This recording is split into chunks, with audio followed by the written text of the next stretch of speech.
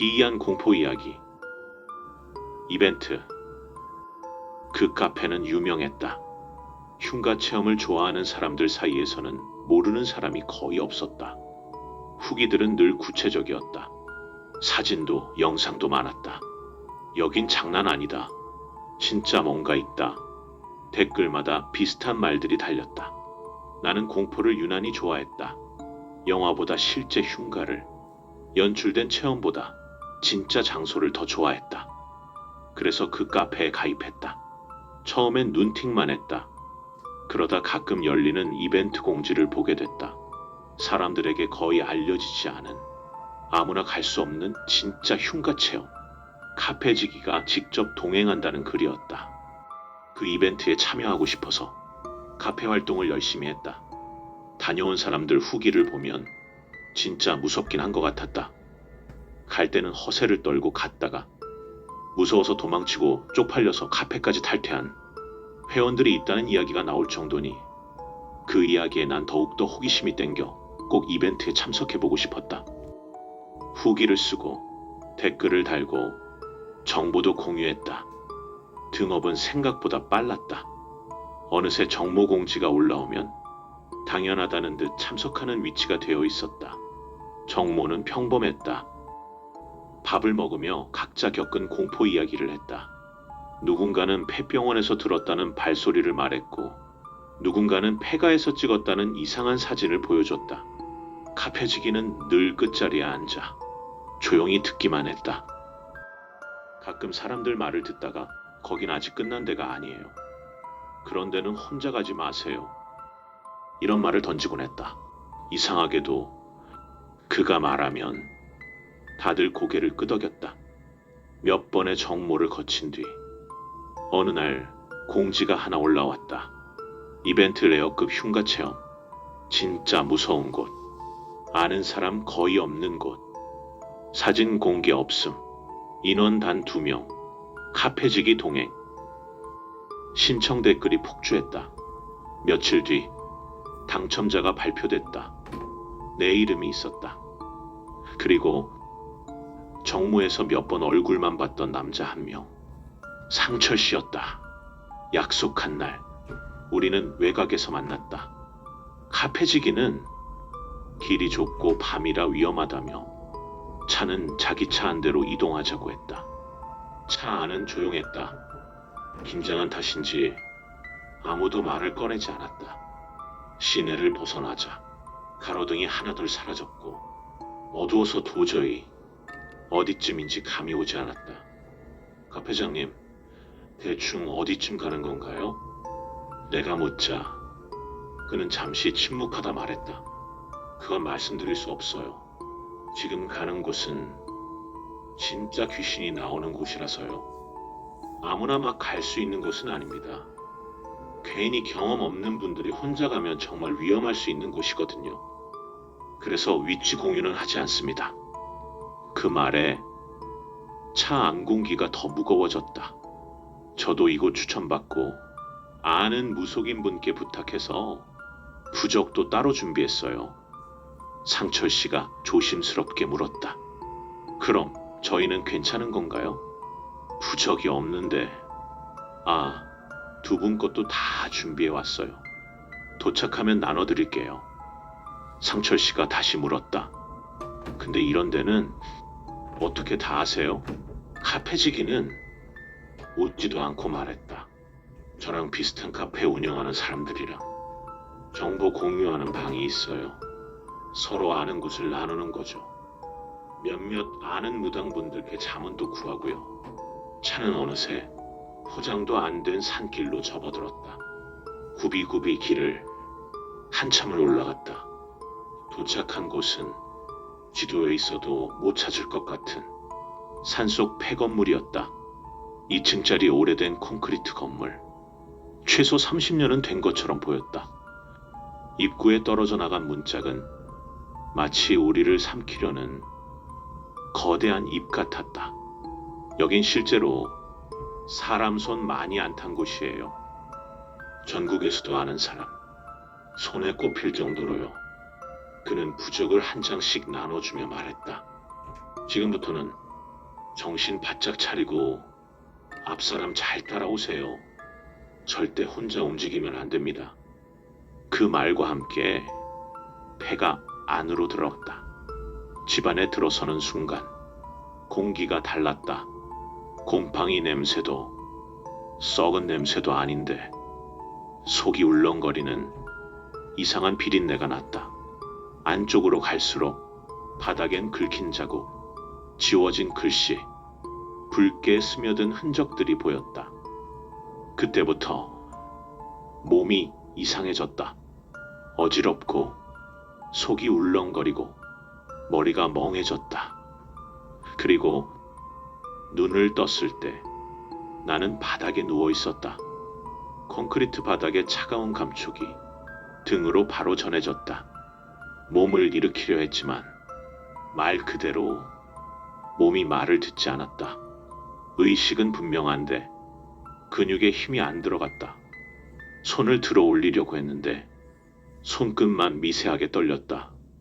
머리는 맑아지는데 몸은 뒤늦게 따라오는 느낌.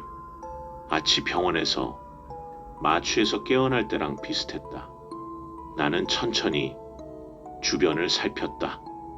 여긴 아까 들어갔던 폐가 안 오는 방 같았다. 창문도 없었다.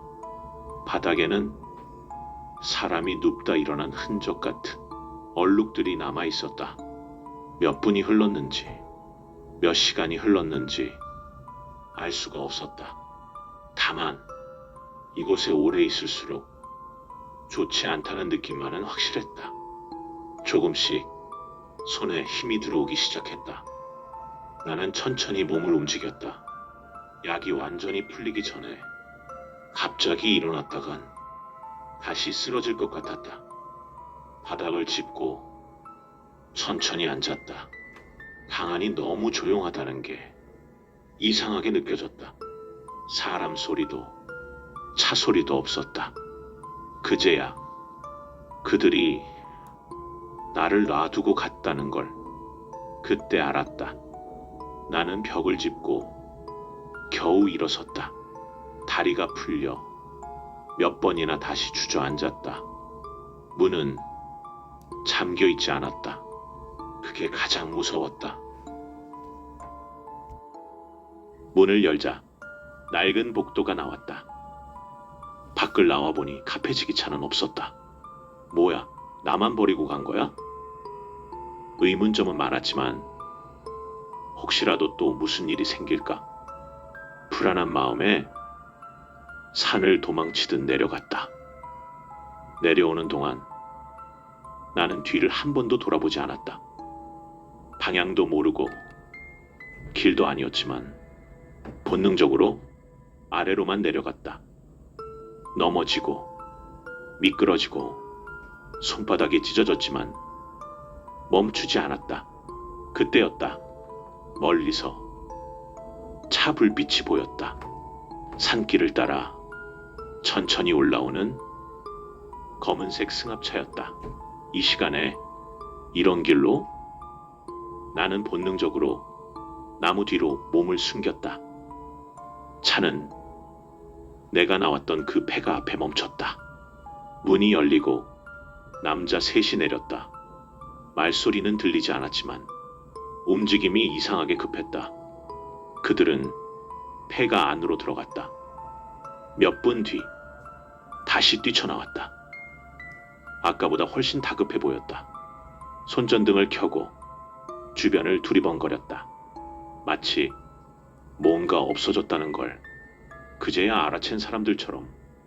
그들은 산 주변을 한참 뒤지다가 서로 짧게 말다툼을 하더니 다시 차를 타고 산을 내려갔다. 그 방향은 내가 내려가야 할 방향과 같았다. 그날 밤 나는 산 아래 마을까지 걸어 내려왔다. 사람이 있는 곳에 도착하자 그제야 다리가 풀려 주저앉았다. 근처 파출소로가 지난밤에 있었던 이야기를 했다. 경찰은 조사를 해보겠다 하고 며칠 뒤 연락이 왔다. 카페장과 상철씨 두 분과 연락한 결과 나랑 폐가에 간 건 맞는데 내가 갑자기 소리를 지르며 산으로 막 뛰어가더라. 우린 내가 겁먹고 도망가는 줄 알고 내버려 둔 거다라고 이야기를 했다는 것이다. 카페 지기가 이야기해준 폐가를 가봤지만 거긴 특별한 것도 없었고 내가 이야기한 것처럼 산속에 있는 게 아니라 도로 안쪽에 예전부터 있던 폐건물이라며 배수롭지 않게 이야기를 했다. 그 이야기를 듣고 카페장에게 연락을 해봤지만 연락이 되지 않아 카페에 들어가 보기로 했다. 그런데 카페에 접속하려 했지만 이미 퇴출돼 있었다. 아이디는 살아있었지만 접근 권한이 없었다. 마치 내가 거기 있었던 적 자체가 없었던 사람처럼. 그날 밤 매일 한 통이 왔다. 발신자는 알 수 없는 주소. 제목은 없었다. 내용은 짧았다. 어떻게 나왔는지는 묻지 않겠습니다. 조용히 사는 게 서로에게 좋을 겁니다. 그 문장을 읽는 순간 등이 서늘해졌다. 그들은 내가 살아있다는 걸 알고 있었다. 며칠 동안 나는 집 밖으로 나가지 않았다. 불도 거의 켜지 않았다. 문자, 전화, 초인종 소리만 나도 숨이 멎는 것 같았다. 그런데 이상하게도 시간이 지나자 공포보다 궁금증이 커졌다. 왜 하필 나였을까? 왜 그런 짓을 했을까? 그때 왔던 승합차에서 내렸던 남자들은 뭐지? 난 너무도 궁금한 마음에 조용히 알아보기로 하고 흥신소를 찾았다. 사람 하나를 찾는 게 아니라 카페 하나를 조사해달라고 했다. 결과를 들은 날 나는 한동안 아무 말도 할 수 없었다. 카페지기는 흉가 체험가가 아니었다. 사람을 저주하는 무당이었다. 그쪽 업계에서는 꽤 유명한 사람이었다. 그는 영빨이 떨어질 때쯤 의식을 치렀다. 재물은 자기가 운영하는 카페에서 골랐다. 혼자 살고 연락 끊겨도 찾는 사람 없는 사람. 정모를 통해 성격, 인간관계, 생활 패턴까지 다 확인한 뒤 이벤트라는 이름으로 불러냈다. 의식이 끝나면 재물은 다른 조직에 넘겨졌다. 산속 폐건물은 그들이 의식을 치르면서 다른 조직에게 넘기는 보관소 같은 곳이었다. 흥신소 직원은 마지막으로 이렇게 말했다. 이건 신고해도 소용없어요. 신고한다 해도 본인이 무사할 거라고 장담도 못하고 그냥 저쪽에서 한 걸 들면 조용히 계시는 게 좋을 것 같습니다. 지금도 그 카페는 존재한다. 체험은 계속되고 후기는 여전히 올라온다. 그리고 가끔 회원 한 명이 조용히 사라진다. 그럴 때마다 사람들은 이렇게 말한다. 그분은 무서워서 혼자 내려갔다더라. 그리고 쪽팔렸는지 탈퇴한 것 같다.